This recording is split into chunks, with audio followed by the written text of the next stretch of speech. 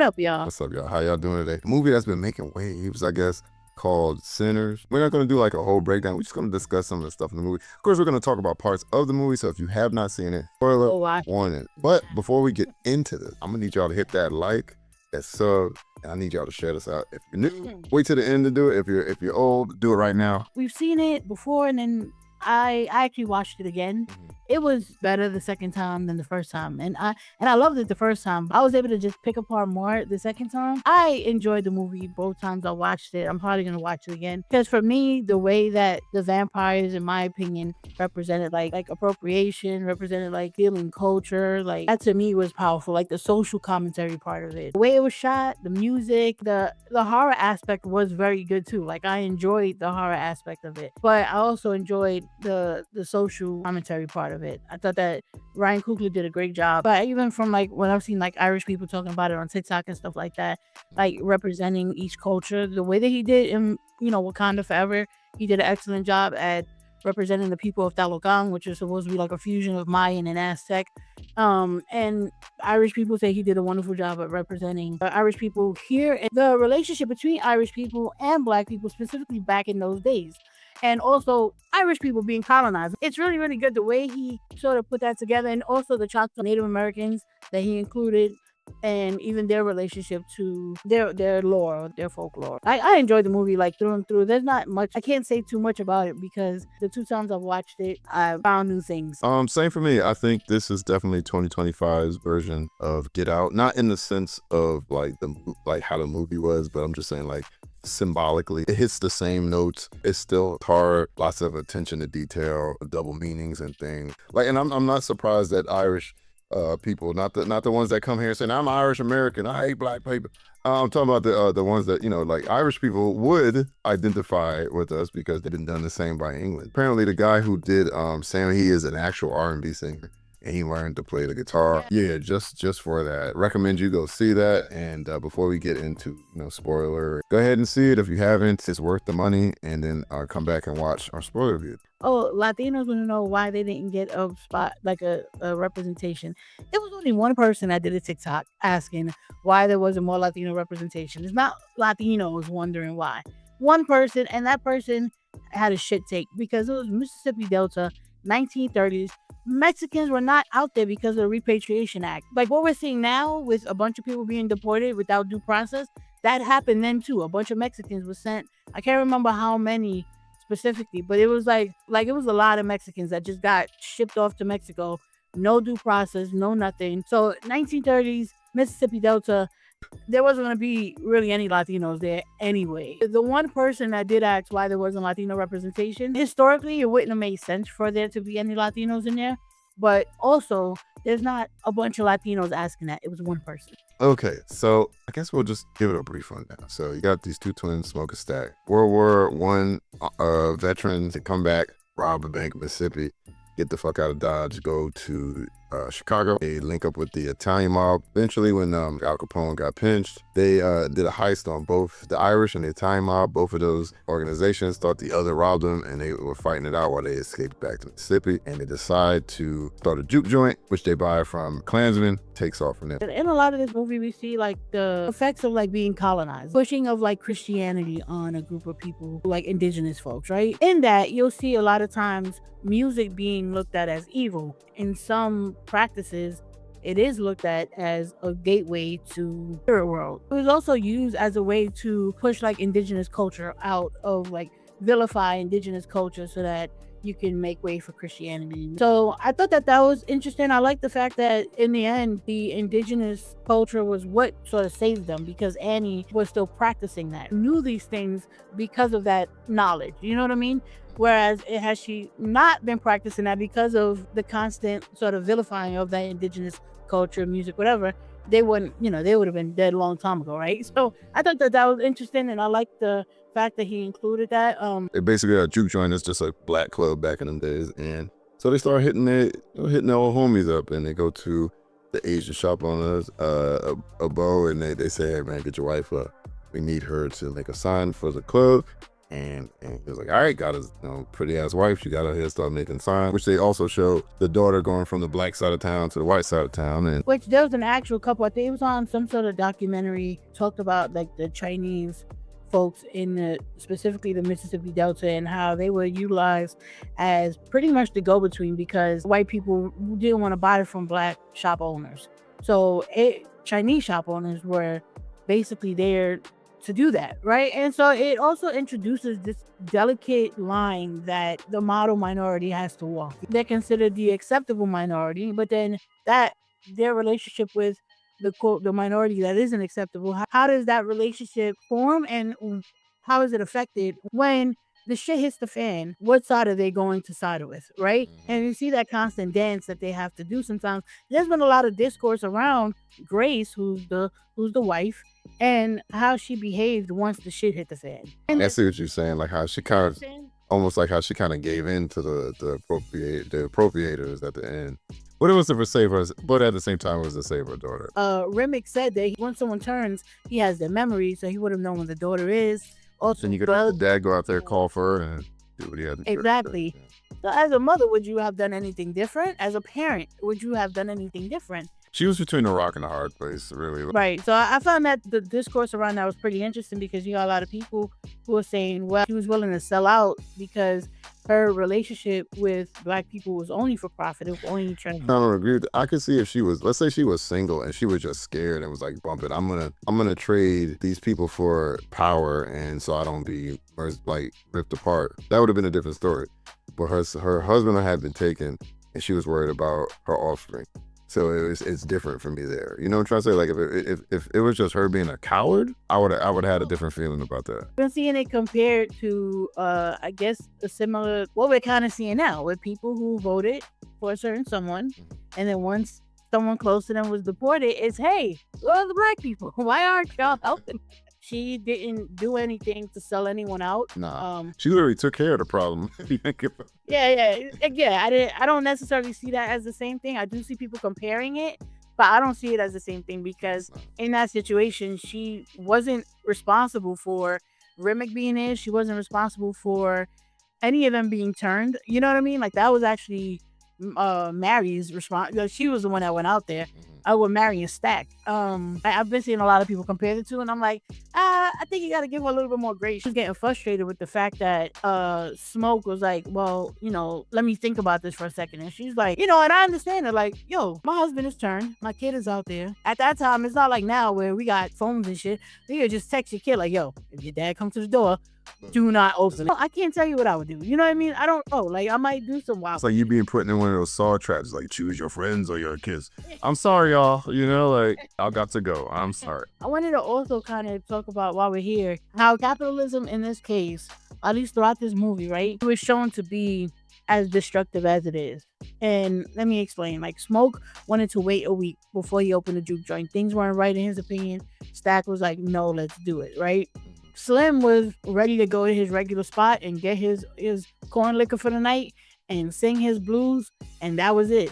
But because he was promised the Irish beer that Stack presented him, more money per night, $40 for the night, where he wouldn't have made any of that at the other spot, he ended up going to the juke joint, right? Like, everything was led by capitalism, which is not necessarily their fault because that's the world that we live in, but the chasing after that kind of put them all in the fucked up position that they were in. You know what I mean? There's no escaping this.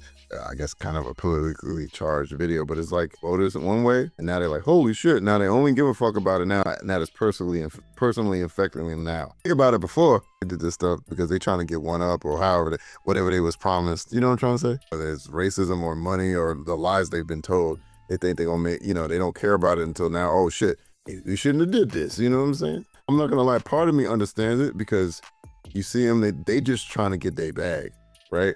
But unfortunately, them getting their bag and their power, they got to step on people that look just like them to do it. To some extent, I'm not saying Remick was wrong. I think it's interesting that he said he wanted to connect to his people, and the only way he thought he could connect to his people was by getting Sammy. Because Sammy, there was still a connection to his people because of the music that he was singing. And Remick saw that as a way And it was almost like what we were talking about earlier, like the colonized becoming the colonizer. You know what I mean? And it's not, again, this is something that also has like historical accuracy in many different ways, right? Or at least a parallel. Because if we look at back with when they were still slaves, right? There were Irish slave catchers. There was Irish people who engaged in it because they were in a shit position otherwise. The dregs of society, or will give you some money and a little bit higher on the hierarchy of society if you like catch these slaves. And so I think it was interesting that he was specifically wanting Stanley because it showed that, again, that link to like history. And because even at the point where he's talking to them, when he's with Bo and them, he's like, hey, like they won't let you do what you want. You're not going to be able to come together, do what you want to do, and exist in the way that you want to. So just join us. It just showed that if you can't beat them, join them type of thing. Because even Bo was like, oh, it's better over here. But I feel like, again, you see that with like model minorities or the idea of the model minority. Let me put it that way. There are a lot who will go over to that side. First off, let's talk about Rennick. Rennick was the antagonist of the movie, both symbolically and non-symbolically. Might have been a little like creepy, but like creepy in like a pushy way, but never like outwardly menacing until you turned your fucking back on him, right? Then you saw what he really looked like and what was gonna happen to you, right? Those were the best parts, like when somebody would turn his back and you would see him like just jump in the air or something, and then it would cut. You know what I'm saying? He was really good, really charismatic. Also, he did not die from the sun. He died from that silver being embedded in his face. Definitely play the cultural appropriator, the culture vulture, the man that's coming to steal your gifts and use it for his own purpose. Tried it with the natives. The natives like, we know your kind. We're gonna chase you with garlic and burn your ass in the sun. And he's like, oh shit, and they chase his ass the fuck away from their people. His character was very musically inclined himself, constantly singing, right? Dancing. When that story showed over in the boat that he came to America and they heard a lot of Irish music being played, right? I had this theory that maybe he was a virgin, but like, why would he need other versions? I mean, it still could be like that. Like it's not enough for him to be music inclined. He wants to other people's music. You know what I'm trying to say, in a sense?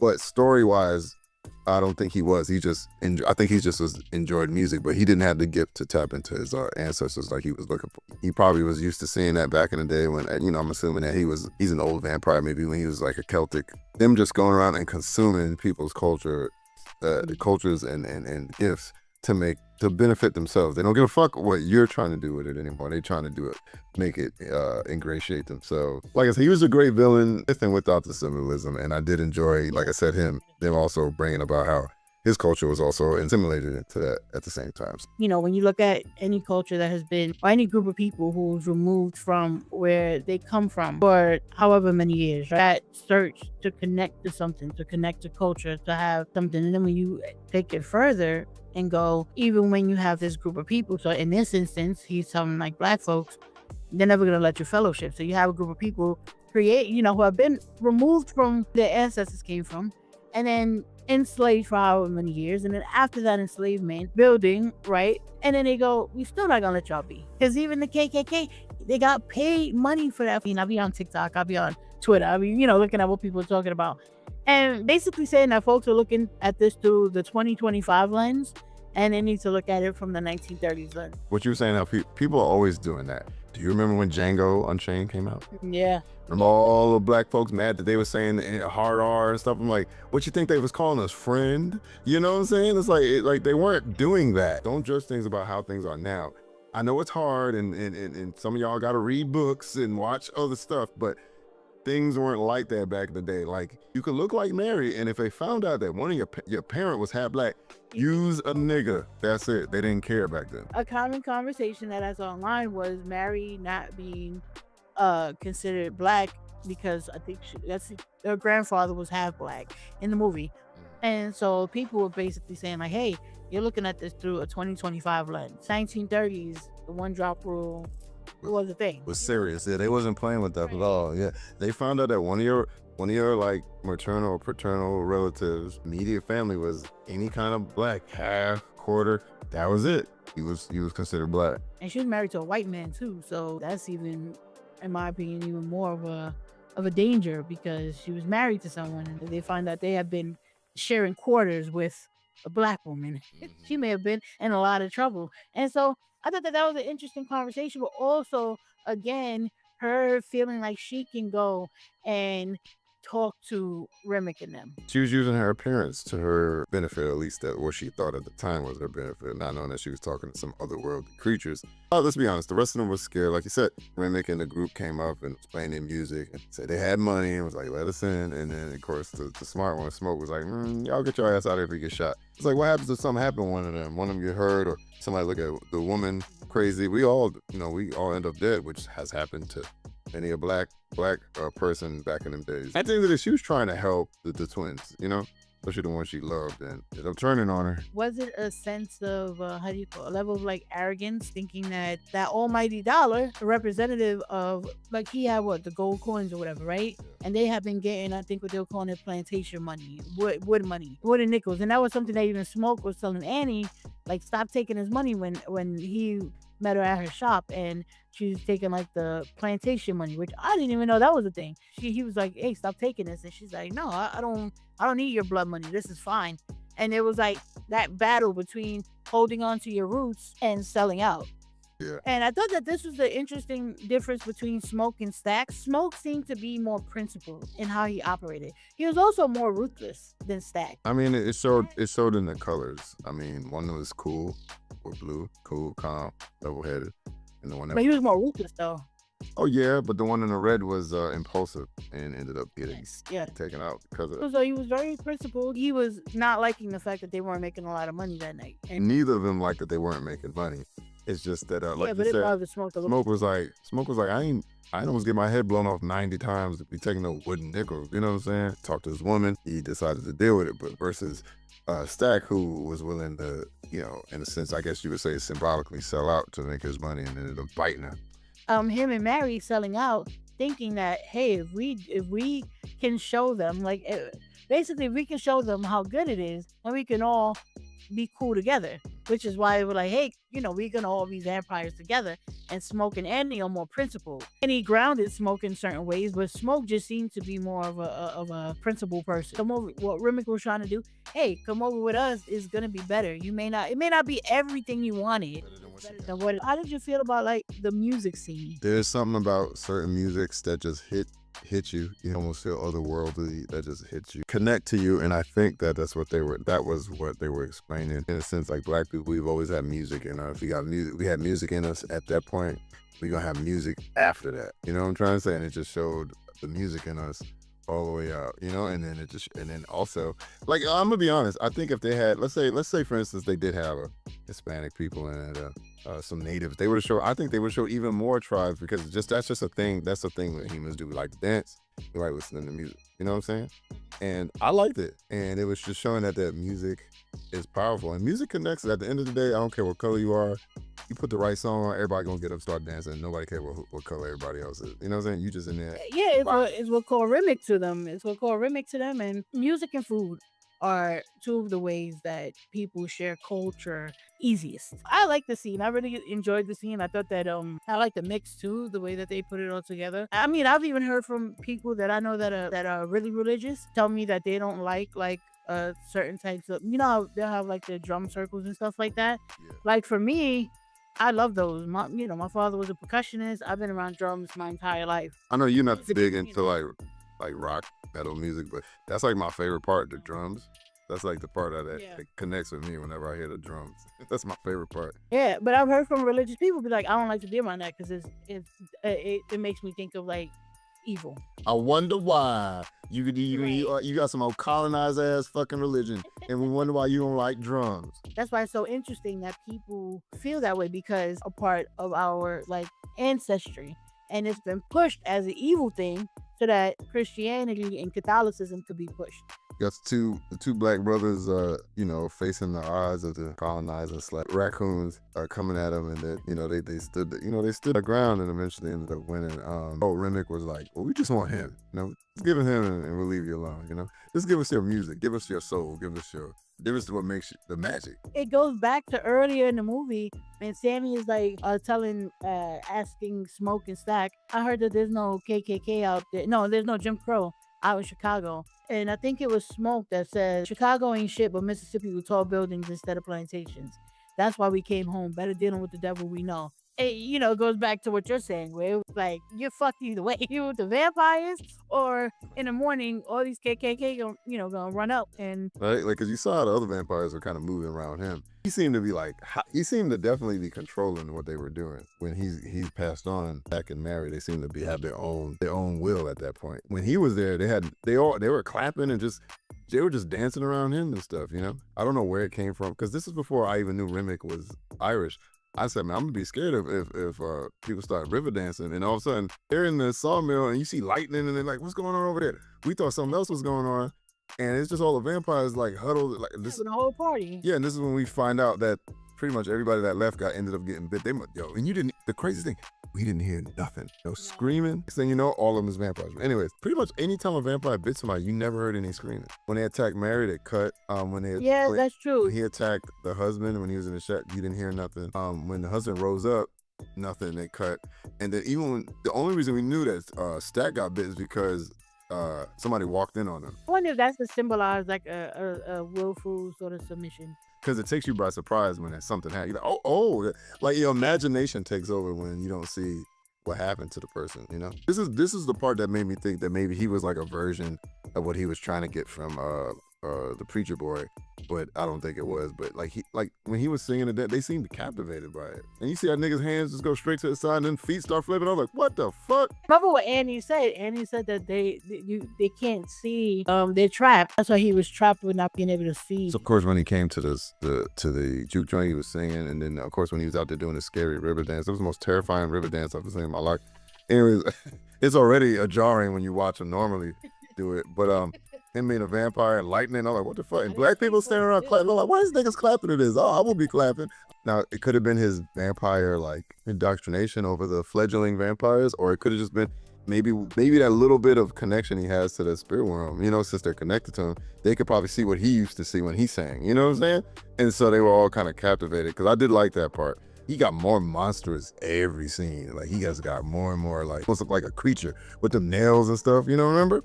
And the talons he had at the end, like he was turning into something else. Like I'd be terrified if he was in like Alaska where it's like night all day for a week or a month or whatever it is. What would he look like at the end of that, I kind of wish that Smoke didn't die. I wish that didn't happen, Me too, but at the same time, it also showed the two of them ending up with the person that they love. Smoke got to go to the afterlife with his girl and baby, and Stack got to live forever with his girl that he wouldn't have been allowed to stay with at that time. So yeah. And speaking of that, that's when we see Preacher Boy which by the way, the old man at the end is a like blues legend. I forgot his name. He's actual blues legend. Me and you both had the same reaction. Like he's playing his music. I'm like, oh, okay, showing that he's lived kind of happily ever after. Then that's when you had, hey, you got two visitors. Okay, who did you think was gonna walk through the door? I thought because I remember Mary running off. I forgot about Stack. You didn't see what happened with him. Yeah, this is a rule of law in movies. Don't see him die. They didn't.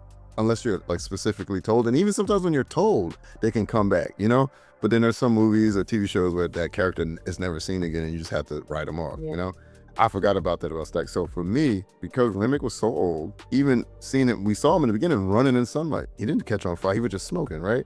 And I know he got hit in the head with a guitar. He died and completely different than the rest of them. It was like a maelstrom of fire that sucked him up. This is the most unorthodox way I've ever seen a vampire die. Sometimes they explode, sometimes they burn, but usually there's some remains left, right? So I was thinking, maybe he's just so old, like he can't die traditionally, even by sunlight, right? He just gets defeated for a little bit, like Dracula, and then just comes back. So I was thinking when he said, you got a visit, I thought he was gonna walk into there and be like, hey boy, you miss me? Like, oh fuck. You know what I'm saying? Like, I thought that was gonna happen.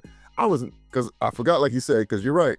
After Annie got bit, she made Smoke promise that he would take her out. He did, just rammed his stake in her heart.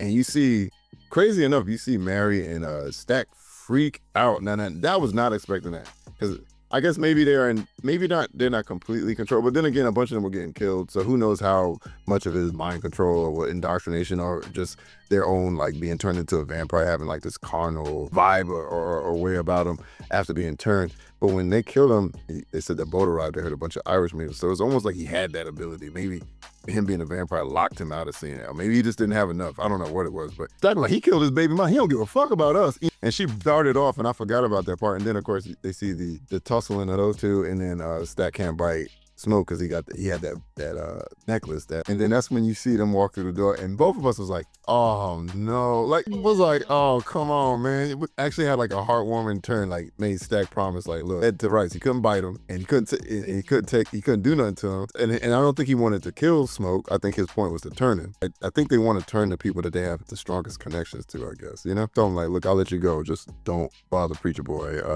you know, as long as he's alive. Well, I'm assuming that he's been watching him. That theory makes a lot of sense, that maybe he's kind of quietly been around him and Younger. Yeah. He did see like he was a big fan of his music, so it would make sense that he would come and visit him on certain times when he's doing a concert, but I guess this one particular time he knew that. The idea of Smoke and Stack was pretty much like, and you know, Michael B. Jordan did an excellent job at the two different brothers because it did come off as two different people. So yeah, Michael B. Jordan and the other guy was Michael C. Jordan. Further like represented the idea that like, yeah, they're vampires and yeah, even though they were doing what they did that night, what you said also has something to do with it. Like they wanted to turn people that they were close to because it looked like they wanted to just be able to do exactly what Stack and Mary are doing, like kind of live forever with each other.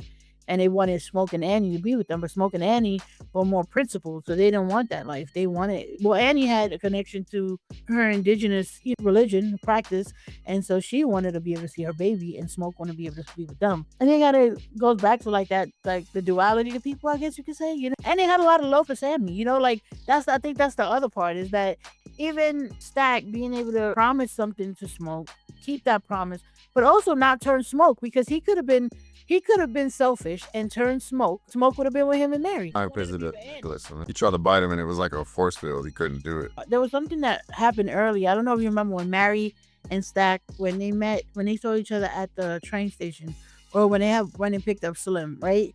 And they got into like a little thing and Mary goes like, go to hell. And Stack was like, you be right there with me, some shit like that. And I just thought that was interesting because they ended up as vampires together. Yeah, you know, maybe they had a bit more control over themselves after the head one was taken out. You know what I'm saying? So. Oh, that's a good point. Yeah. Yeah. So they did seem to care when Annie was passed on and stuff. So, and then which Remick was alive at that point, so maybe their love for their family trumped like influence over them. In my opinion, Ryan Coogler did an excellent job. If we take the social commentary out of it, just a good film. Yeah. Good film. The music score was great. The acting was obviously great. The thing I like about social commentary is almost how the culture vultureness is almost like in the skin of a vampire, right?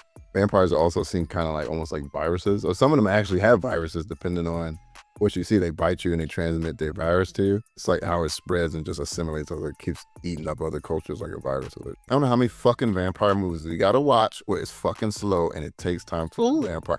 Nosferatu was slow. Tons of vampire movies that are slow. Like they setting up things, they setting up the characters, they setting up the dynamics of what they build everything else so they can knock it the fuck down at the end. I didn't get the slow thing either, but everything about it was good. Like, oh yeah, there we go, guys. Our long-winded I guess explanation / view of the movie. Definitely would recommend you go see it. Check it out. Tell us what you think in the comment section. Yeah, let's see you on the next one.